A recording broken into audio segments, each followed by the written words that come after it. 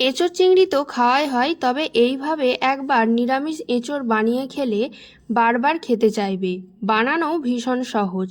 তার জন্য বাটির জলের মধ্যে দেব হলুদ, সেই জলে কাটা এঁচোড়গুলো দিয়ে দেব, সেদ্ধ করতে বসিয়ে দেব। ওপর থেকে লবণও ছড়িয়ে দেব। এঁচোড়টাকে 80% মতো সেদ্ধ করব। নিয়েছি আলু, আলুগুলোকে বেশ বড় বড় করে কেটে নিয়েছি। কড়াইয়ে সর্ষের তেলের মধ্যে আলুগুলোকে দিয়ে লবণ হলুদ দিয়ে ভাজা ভাজা করে নেব। আলুগুলো ভাজা ভাজা হয়ে আসলে দেব এঁচোড়, এঁচোড়গুলোকেও একসাথে ভেজে নেব। দেব জল আলু ও এঁচোড় সেদ্ধ করার জন্য। তোমাদের হাতে সময় না থাকলে একেবারে মশলা কষে সেদ্ধ করতে পারো। ততক্ষণে মিক্সির মধ্যে নেব টমেটো, কাঁচা লঙ্কা, আদা, দুটো শুকনো লঙ্কা, একটা মিহি পেস্ট বানিয়ে নেব। এদিকে ততক্ষণে আলু এঁচোড় দুটোই সেদ্ধ হয়ে গেছে, সাইডে রেখে দেব।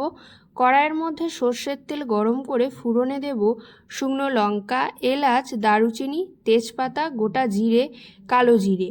একটু নেড়েচেড়ে দেব ক্যাপসিকাম, যেটা অপশনাল, তোমরা চাইলে দিতেও পারো নাও পারো।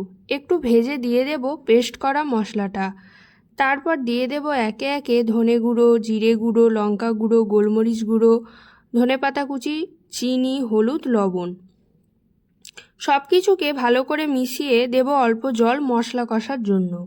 মশলা থেকে তেল ছাড়তে শুরু করলে দিয়ে দেব সেদ্ধ করা আলু ও এঁচোড়। মশলার সাথে ভালো করে মিশিয়ে নেব।